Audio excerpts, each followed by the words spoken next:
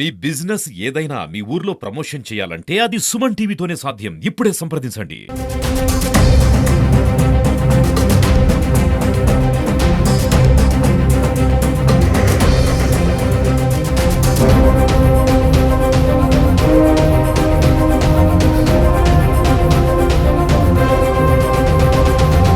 తిరుపతి తొక్కిసలాట ఘటనలో ప్రభుత్వం 5 మంది అధికారులపైన చర్యలకు ఉపక్రమించినటువంటి విషయం తెలిసిందే. అందులో తిరుపతి ఎస్పీ సుబ్బరాయుడును బదిలీ చేస్తూ కూడా ప్రభుత్వం నిర్ణయం తీసుకుంది. అయితే సుబ్బరాయుడు పాత్ర లేనప్పటికీ ప్రభుత్వం ఉద్దేశపూర్వకంగా ఆయన్ని బదిలీ చేసిందంటూ కూడా తిరుపతిలో ఉన్నటువంటి కొంతమంది నేతలు ఆయన్ని బదిలీ ఆపాలని చెప్పి కూడా ఆందోళన చేస్తున్నటువంటి దృశ్యాలు చూస్తున్నాము. ఇప్పటివరకు ఎస్పీ సుబ్బరాయుడు తిరుపతిలో ఛార్జ్ తీసుకున్నప్పటి నుంచి కూడా ఆయన అనేక సంస్కరణలు తీసుకొచ్చారు. అదే రకంగానే నేర నిర్మూలనకు గంజాయికి సంబంధించినటువంటి ఇష్యూస్ కావచ్చు, లేదంటే రెడ్ శాండిల్కి సంబంధించి వీటన్నిటిపైన కూడా ఆయన గట్టి భద్రతా చర్యలే చేపట్టాడు అనేటువంటి విషయాన్ని తెలుపుతూ ఆయన బదిలీ ఆపాలి అనేటువంటి ఒక డిమాండ్ని వీళ్ళంతా కూడా వినిపిస్తున్నటువంటి సిచ్యువేషన్స్ అయితే చూస్తున్నాము. ఇక్కడ ఉన్నటువంటి కిరణ్ ఉన్నాడు, ఆయనతో మాట్లాడదాం. సార్, ఏంటి అక్కడ జరిగినటువంటి తప్పిదం? 6 మంది చనిపోయారు, ఆయనే ఇన్ఛార్జ్గా ఉన్నారు కాబట్టి ఆయన బదిలీ చేయాల్సి వచ్చిందని కూడా ప్రభుత్వం చెప్తుంది. సార్, ఇక్కడ ముందుగా భక్తులకు అందరికీ తిరుపతి వాసిగా మేము మీకు క్షమాపణలు తెలుపుతున్నాం. బయట చనిపోయిన వాళ్ళ కుటుంబాలకు అందరికీ మేము ప్రగాఢ సానుభూతి కూడా తెలియజేస్తున్నాం. ఇక్కడ జరిగిన సంఘటన ఏదైతే ఉందో ఈ సంఘటనకి ఎస్పీ గారి యొక్క బదిలీ అనేది న్యాయమైంది కాదు. ఎస్పీ గారి యొక్క బదిలీ ఈ సంఘటన మీద జరిగింది కాదు, వేరే కోణాలు ఏదో ఉన్నట్టున్నాయి. దాని ద్వారానే ఎస్పీ గారి యొక్క బదిలీ జరిగినట్టుంది.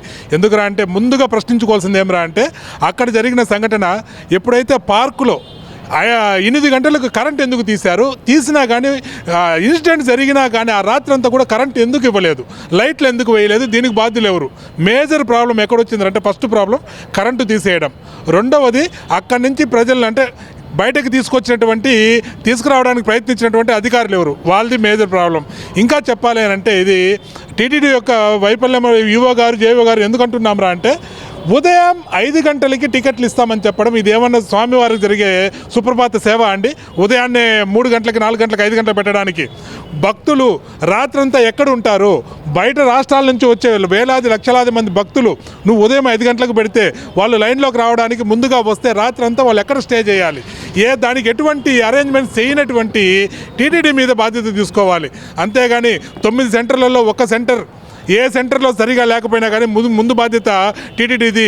భద్రత విషయానికి వస్తే ఎస్పీ గారి పర్యవేక్షణ అనేది ఎస్పీ గారి యొక్క పర్యవేక్షణ చాలా తిరుపతిలో ఎంతో అద్భుతంగా జరుగుతుంది. ఆయన వచ్చిన తర్వాత ముఖ్య కారణం ఏమంటే తిరుపతిలో ఇంతవరకు గంజాయి అనే పదం చాలా మ్యాక్సిమం తగ్గిపోయిందండి. విచ్చలవిడిగా తిరిగే యువత, బైకుల్లో హార్ష్గా తిరిగే యువత, వీళ్ళంతా కంట్రోల్ అవడంతో ప్రజల్లో ఒక ప్రశాంతత వచ్చింది. ఎందుకంటే అలజడి తగ్గినప్పుడే ప్రశాంతతకు విలువ తెలుస్తుంది. దానికి నిదర్శనం మొన్న జరిగినటువంటి జనవరి 31 నైట్ రచ్చగా బైకులతో విపరీతమైన హౌండ్లతో కేరింతలతో గడిపే తిరుపతి చాలా ప్రశాంతంగా ఉందంటే దానికి ఎస్పీ గారి యొక్క ముందస్తు చర్యలు, ముందస్తు హెచ్చరికలు తిరుపతిని ప్రశాంతంగా పెట్టాయి. కాబట్టి ఈ ఒక్క కారణం చూపించి ఎస్పీ గారిని బదిలీ చేయకుండా దయచేసి ఎస్పీ గారిని తిరుపతిలోనే పెడితేనే తిరుపతి ప్రశాంతంగా ఉంటుంది, గంజాయి పూర్తిగా నిర్మూలించబడుతుంది. ఎంతోమంది రౌడీ షీటర్లు కావచ్చు, లేకపోతే భూ కబ్జాదారులు కావచ్చు, వీళ్ళందరి యొక్క ఆగడాలు కూడా తగ్గిపోయాయి. చాలామంది కలెక్షన్లు చేస్తూ ఉండేవాళ్ళు, ఆ కలెక్షన్స్ కూడా తగ్గిపోయాయి. వీటి అన్నిటి ప్రభావం ఈరోజు ఎస్పీ గారి మీద ఆ సంఘటనతో బదిలీ వేయట దాకా వచ్చిందని మేము అభిప్రాయపడుతున్నాము. హిందూ సంఘాలు ఇలా ఆయన్ని బదిలీ చేయకూడదని చెప్పి ఓవైపు డిమాండ్ చేస్తుంటే మరోవైపు ఆయన్ని ఉద్దేశపూర్వకంగా ఆయన కులాన్ని ఆపాదించి కావాలనే ఆయన్ని బదిలీ చేశారు. బలిజీ కులానికి సంబంధించినటువంటి ఎస్పీని టార్గెట్ చేసినటువంటి నేపథ్యంలోనే కావాలనే బదిలీ చేశారనేటువంటి ఒక డిమాండ్ కూడా ఇక్కడ ఉన్నటువంటి కాపు కులస్తులందరూ కూడా ఆయన బదిలీని ఆపాలని చెప్పి డిమాండ్ చేస్తున్నారు. సార్, ఏం చూస్తారు? నిజంగా కులాన్ని ఆపాదించడము కరెక్ట్ అంటారా? ఆయన్ని బదిలీ చేయడానికి వెనక ఆ ఒక ఇన్సిడెంట్ కారణము, సో ఆయన తప్పు ఉంది కాబట్టే మేము బదిలీ చేసామని చెప్పి ప్రభుత్వం చెప్తుంది.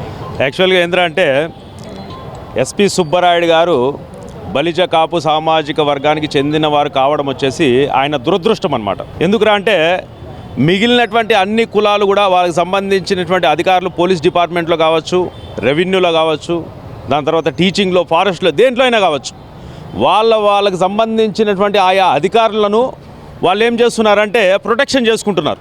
ఈ మధ్య పోలీస్ డిపార్ట్మెంట్లో కొంతమంది పైన వచ్చేసి సస్పెన్షన్ వేట్ అనేది పడిన తర్వాత ఆయా సామాజిక వర్గాలు పెద్ద మొత్తంలో అక్కడికి చేరుకొని నిరసన తెలిపి వారిపైన ఎటువంటి చర్యలు తీసుకోకుండా జాగ్రత్త పడినాయి.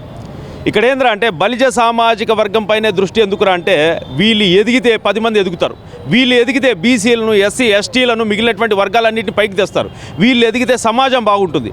అది మిగిలినటువంటి సామాజిక వర్గాలకు ఇష్టం లేదు. ఉన్నటువంటి రాజకీయ వర్గాలు కూడా ఆయా కులాలను నెత్తిన పెట్టుకొని అన్ని విభాగాల్లో వచ్చేసి ముఖ్యమైనటువంటి పోస్టులు వచ్చేసి వాళ్ళ కులాలకే ఇస్తున్నారు. ఇది ఓపెన్ సీక్రెట్, ప్రత్యేకంగా చెప్పనవసరం లేదు. గత ప్రభుత్వం కావచ్చు, అంతకుముందు ప్రభుత్వం కావచ్చు, ఇప్పుడు కావచ్చు, టీటీడీ చైర్మన్గా, దాని తర్వాత తుడా చైర్మన్గా, కమిషనర్గా, కలెక్టర్గా, ఎస్పీగా ప్రతి ఒక్కరిని ఏమి చూడరనమాట. ఒక్కసారి అధికారంలోకి రావడానికి మాత్రమే బలిజ, కాపు, తెలగ, ఒంటరి అనేది అవసరమవుతాయి. కానీ ఒక్కసారి అధికారంలోకి వచ్చిన తర్వాత ఈ కులాన్ని కరివేపాకు కంటే కూడా హీనంగా తీసి పక్కన పెట్టేటువంటి పరిస్థితి ఉండాలి. ఈరోజు తిరుపతిలో ఎస్పీ సుబ్బరాయుడు గారిని మాత్రమే కాదు, డిఎస్పీ వచ్చేసి రమణ కుమార్ని కూడా వచ్చేసి వాళ్ళు సస్పెండ్ చేయడం జరిగింది. మిగిలినటువంటి కులాల విషయంలో వచ్చేసి అంత తీవ్రమైనటువంటి ప్రతిస్పందన ఎందుకు ఉండదు? బలిజ కులం అంటే తిరిగి స్పందించదని చెప్పేసి మీ యొక్క ఉద్దేశమా? కాబట్టి తక్షణమే ఆయన బదిలీపై ప్రభుత్వం తీసుకున్నటువంటి నిర్ణయాన్ని వెనక్కి తీసుకొని ఆయన యథాస్థానంలో కొనసాగించాలని చెప్పేసి రాయల్ పీపుల్స్ ఫ్రంట్ డిమాండ్ చేస్తూ తిరుపతి డిఎస్పీ రమణ కుమార్ గారిని కూడా తక్షణమే విధుల్లోకి తిరిగి తీసుకోవాలి. నేను ఒకటే విషయం ప్రభుత్వాన్ని వచ్చేసి అడుగుతున్నాను ఈ సందర్భంగా, మీకు అడ్మినిస్ట్రేషన్ ఫెయిల్యూర్ ఇది. 9 సెంటర్లు పెట్టినారు అంటే వైకుంఠ ఏకాదశి ప్రపంచవ్యాప్తంగా ఉన్నటువంటి భక్తులందరూ వస్తారు. ఇక్కడ ఎంత హడావిడి ఉంటుంది, ఎంత రద్దు ఉంటుంది అనేటువంటి విషయం మీకు తెలియదా? టీటీడీకి మీరు 9 కౌంటర్లు పెడతారా? దాని తర్వాత వీఐపీలకు, ఎమ్మెల్యేలకు, మినిస్టర్లకు మీరు ప్రిఫరెన్స్ ఇస్తారా? వాళ్ళకు ప్రిఫరెన్స్ ఇచ్చేసి సామాన్య భక్తులను పక్కడం పెట్టడం వల్ల ఈరోజు ఈ ప్రమాదం జరిగింది. 20 కౌంటర్లు పెడితే తప్పే ఉంది. ఎక్కడో కుంభమేళాలో వచ్చేసి వెంకటేశ్వర స్వామి యొక్క గుడి కడతా అంటున్నారు మీరు. ఇక్కడ తిరుపతిలో వచ్చేసి ఒక 10 సెంటర్లు ఎక్స్ట్రా పెడితే ఈరోజు వచ్చేసి 10 మంది ప్రాణాలు కాపాడినటువంటి వాళ్ళు అవుతారు కదా. మీకు వచ్చేసి 20 సెంటర్లు పెట్టిన తర్వాత పోలీసు వాళ్ళు దానికి సెక్యూరిటీ అనేది కల్పించకపోతే అప్పుడు మీరు పోలీసులు మాట్లాడాలి. అంతేగాని మీరు 9 సెంటర్లు పెట్టి ఆ 9 సెంటర్లో కూడా ఈరోజు అక్కడ పోలీసులు లేకుండా ఉంటే పరిస్థితి ఏంది? ఎంతమంది పోలీసులు అనేటువంటి వాళ్ళే అక్కడ లేకపోతే, ఎస్పీ సుబ్బరాయుడు గారు వచ్చేసి తన విధులు కరెక్ట్గా నిర్వహించకపోతే ఏంది పరిస్థితి?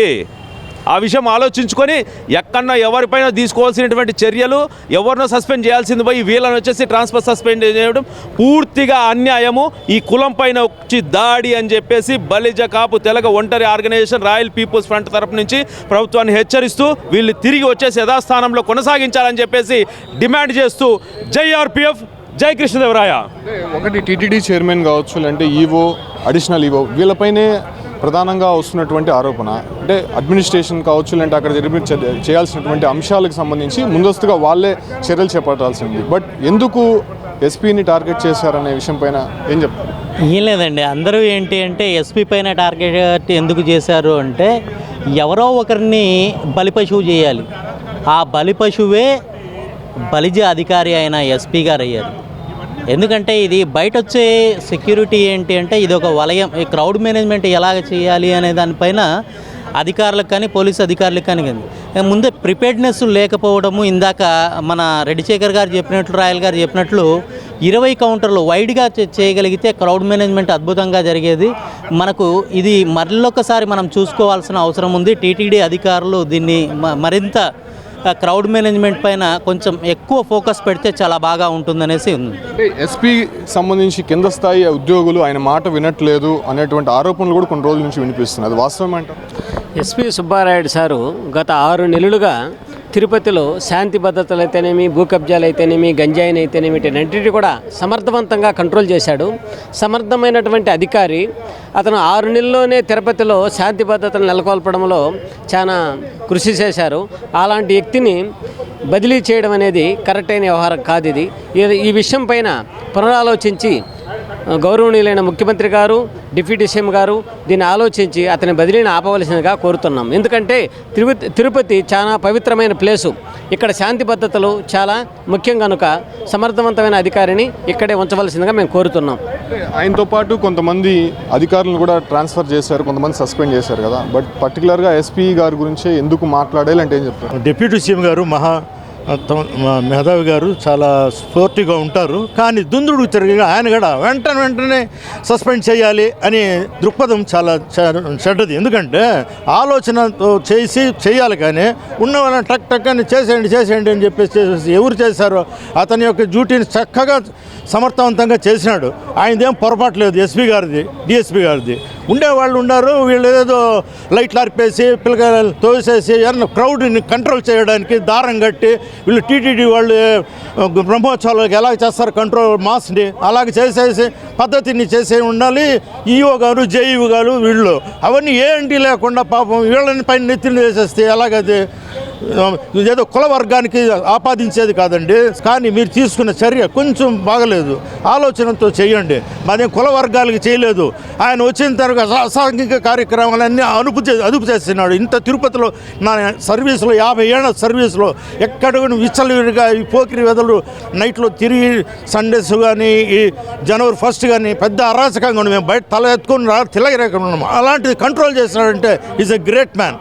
అలాంటి వ్యక్తిని ఇక్కడ తిరుపతిలో ఉంచి ఇక్కడ శాంతి భద్రతలను కాపాడి అసాంఘిక కార్యక్రమాలని అదుపు చేస్తున్న అతన్ని వేసేసుకుని ఎక్కడో వేసేస్తే అది బాగలేదండి. దయచేసి ఒకసారి ఆలోచించి అతను తిరుపతికి వేయండి. తిరుపతిలో ఎస్పీ సుబ్బరాయుడు ఛార్జ్ తీసుకున్నప్పటి నుంచి కూడా అనేక సంస్కరణలకు ఆయన ఊదమందించాడు. దాంతోపాటు కూడా ఇక్కడ విఐపి ఫ్లోటింగ్ ఎక్కువ ఉంటుంది కాబట్టి సో ఆ భద్రత విషయంలో కావచ్చు, అంటే గంజాయి నిర్మాణం విషయంలో కావచ్చు, వీటన్నిటిపైన కూడా ఆయన సమర్థవంతంగా పనిచేశాడు. కాబట్టి ఆయన తప్పు చేశాడని చెప్పి ఇక్కడ భావించినటువంటి ప్రభుత్వము ముందస్తుగా చర్యలు చేపట్టాల్సినటువంటి టీటీడీని ఎందుకు ఆపాదించలేదు? చైర్మన్ను, ఈవోను, అడిషనల్ ఈవో పైన ప్రధానమైనటువంటి ఆరోపణలు వస్తున్నప్పటికీ ఎస్పీని ఎందుకు బలిపశువు చేయాల్సి వచ్చిందనే విషయాలపైన కూడా ఇక్కడ ఉన్నటువంటి ఆయన సామాజిక వర్గానికి సంబంధించినటువంటి వారు, అదే రకంగానే హిందూ సంఘాలు కూడా దీనిపైన డిమాండ్ వినిపిస్తున్నాయి. ఖచ్చితంగా ఆయన బదిలీని వెనక్కి తీసుకోవాలని చెప్పి కూడా ఇక్కడ నుంచి ప్రభుత్వాన్ని డిమాండ్ చేస్తున్నటువంటి పరిస్థితి కనిపిస్తుంది.